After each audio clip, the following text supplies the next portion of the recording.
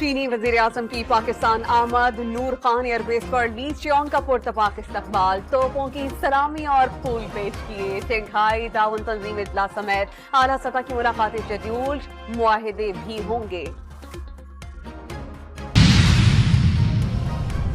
چینی وزیراعظم کا یہ دورہ دونوں ممالک کی دوستی کو مزید وسعت دے گا۔ وزیراعظم شہباز شریف نے پاک چین پارٹنرشپ کو علاقائی استحکام اور خطے کی خوشحالی کے لیے ناگزیر قرار دیا۔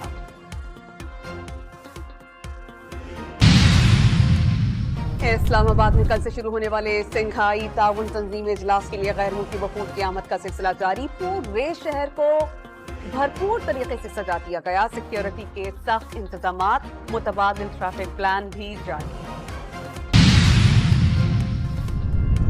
عدالتی اصلاحات پر سیاسی جماعتیں متفق ہیں۔ کسی فرد سے متعلق ذاتی رائے کو آئینی عدالت کی جائز ضرورت پر حاوی نہیں ہونے دیں گے۔ چیئرمین پیپلز پارٹی بلاول بھٹو کا ایکس پر پیغام۔